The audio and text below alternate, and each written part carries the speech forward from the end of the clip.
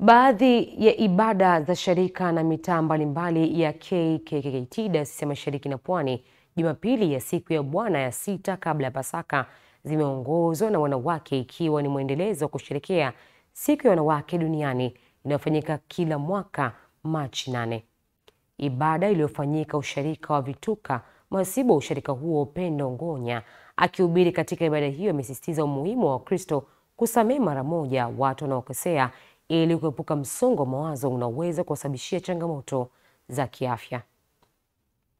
Inabidi tuitumie neema kwa kuhakikisha kwamba tunafanya ibada ipasavyo, kwa sababu tunakumbuka jinsi ambavyo Bwana wetu Yesu Kristo alipitia mateso makali sana kwa ajili ya maisha yetu, kwa ajili ya dhambi zetu, ili mimi na wewe tuweze kupata hii neema ambayo hatukustahili. Isingekuwa Bwana Yesu kuteswa, tusingepata hii neema. Kwa hiyo lazima tuitunze neema kwa maombi.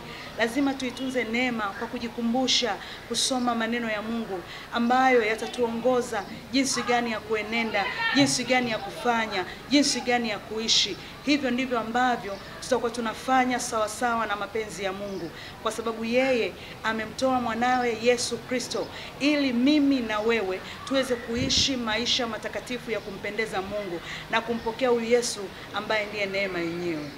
Mwinjilisti wa usharika huo Nyambazi Vuli, pamoja na kushukuru umoja wa wanawake kwa kuratibu ibada hiyo, pia amesisitiza umuhimu wa umoja huo kuimarisha mahusiano na vikundi vyote ili kumlinda mtoto dhidi ya makuzi yake kiimani, sambamba na kujua thamani yake ya kuwa Mkristo. Nisikia furaha sana kuona wamama wanaongoza ibada vizuri, kwaya na vikundi vyote vimeshiriki vizuri, na tumeshirikiana na watoto wetu wa Antoni Diakonia. Tumebarikiwa sana. Na wito wangu kwa kanisa, wito wangu kwa sharika mbalimbali ni kwamba vikundi viendelee kushirikiana kufanya kazi ya Mungu na kuimarisha mafundisho ya neno la Mungu, ili kuimarisha watoto wetu katika neno la Mungu, wakue wakimjua Kristo na waimarike kiimani, ili mwisho tuendelee kuwa na kanisa imara ambalo halitatikisika. Baadhi ya washirika wa usharika huo akiwa mwenyekiti wa wanawake Dayosisi Veronica Alianga wamelishukuru kanisa la Kilutheri Tanzania kutambua na kuthamini nafasi ya mwanamke kuwa ni kiungo muhimu na ukuaji imara wa kanisa. Kwa hiyo tunatoa shukrani nyingi kwa uongozi wa kanisa kuanzia ngazi ya juu mpaka mtaa kwa kuitambua siku hii ya leo. Sisi wanawake, lakini kitu kikubwa tunakumbushwa maombi. Bila maombi hatutoboi. Kwa hiyo basi tuwe tayari kujiandaa wakati wowote ule kutoa huduma kwa neno la Mungu. Tuwasaidie na vijana na watoto ili wakue katika neno la Mungu kupitia sisi wenyewe kwa vipaji vyetu. Viongozi wa dini wa kuendelea kuliombea taifa, hasa wakati wa uchaguzi, kutokana na kuambatana matukio mengi yakiwemo ya kubadilisha viongozi katika nafasi mbalimbali, huku wa Tanzania wakitakiwa kujitokeza kwa wingi kujiandikisha kwenye daftari la kudumu la wapiga kura ili waweze kutimiza haki yao kikatiba. Kauli hiyo ameitoa mkuu wa wilaya Ilala Edward Mpogolo kwa niaba ya mkuu wa mkoa wa Dar es Salaam wakati wa ibada ya kumsimika askofu wa kanisa la Free Pentecoste FPCT Dayosisi ya Pwani iliyofanyika katika wilaya hiyo usharika wa Chanika. Tuliwekee taifa letu kwenye sala zetu. Tumalize uchaguzi kwa amani na utulivu. Nitumie nafasi hii kuwaomba, twendeni wote tukajiandikishe kwa wale ambao tuna sifa ya kupiga kura. Tuwaambie na tuhamasishe watoto wetu kwenda kujiandikisha. Twendeni wale waliojiandikisha kuoanisha taarifa zetu. Wale wageni twendeni. Askofu mteule wa kanisa jimbo la Dar es Salaam Asante Zambi amemtaka askofu huyo kuendelea na uchaji wa neno la Mungu na kuzingatia nidhamu kuhakikisha injili inahubiriwa, huku askofu wa jimbo la Pwani Jackson Masunga akisema ataendelea kuomba Mungu ili kutimiza wajibu wa uchungaji wake kwa nafasi ya askofu katika kufundisha, kuhubiri na kusimamia kanisa.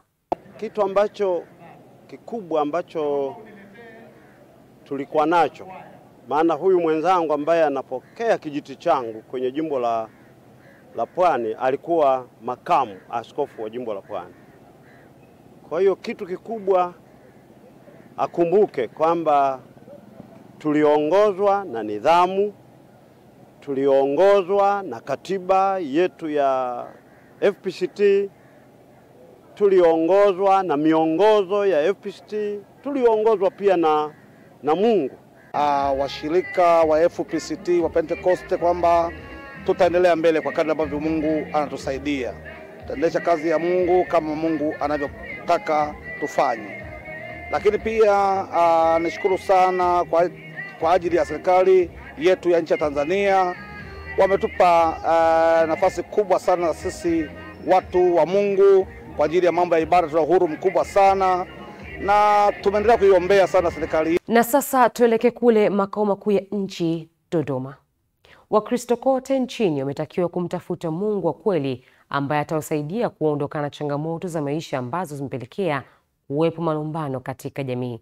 Wito huo umetolewa na mchungaji Chabies Emmanuel, kanisa la Victory Christian Church lililopo Nala jijini Dodoma, wakati akihubiri katika ibada ya kumshukuru Mungu, ambapo ametumia nafasi hiyo kuwasihi Wakristo kuzidi kuliombea taifa juu ya uchaguzi mkuu unatarajiwa kufanyika mwaka huu ili kupata viongozi bora na wenye hofu ya Mungu. Sisi kama wachungaji tumejikita kuliombea taifa letu hili. Tunaliombea taifa letu ili tuweze kupata viongozi walio sahihi watakaoweza kuwasaidia ama kuwa sehemu ya jamii na kuwasaidia. Lengo letu kubwa zaidi kama wachungaji, tunajikita sana kuombea taifa letu kwa sababu na sisi ni wananchi, ili tuweze kuwa na viongozi walio sahihi ambao watakuwa na tija pia kwa taifa letu.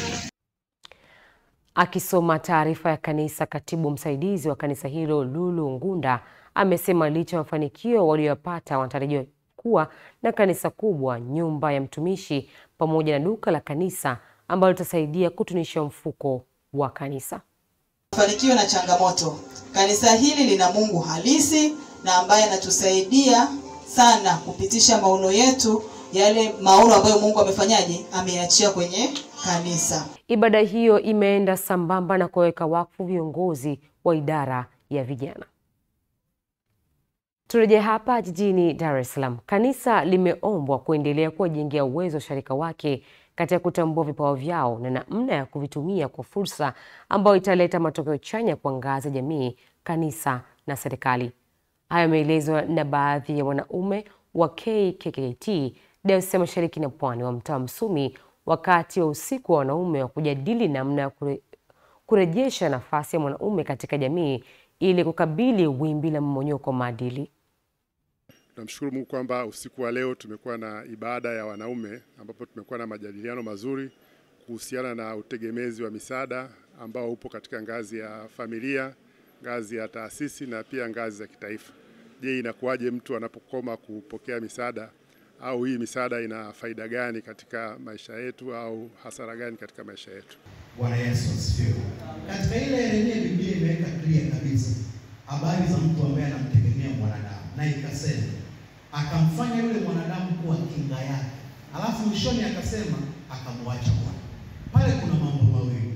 Shida kubwa katika msaada yote tunayoipata isiwe kinga katika maisha yetu.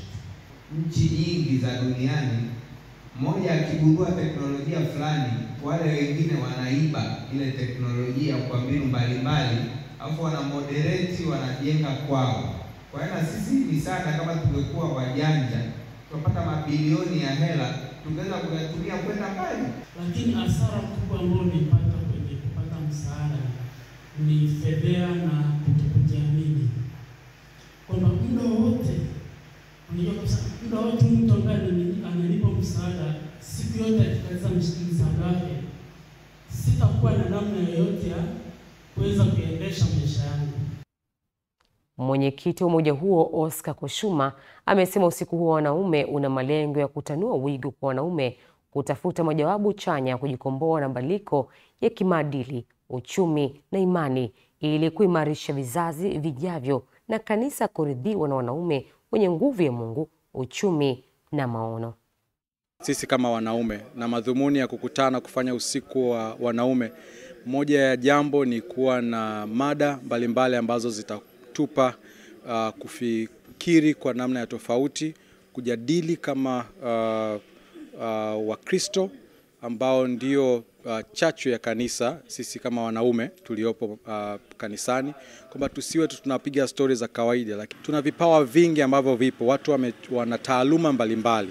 Kwa hiyo chochote utakachotaka kukijadili kanisani ndicho ambacho kitaweza kutengeneza suluhisho hata kwenye jamii au hata kwenye nchi.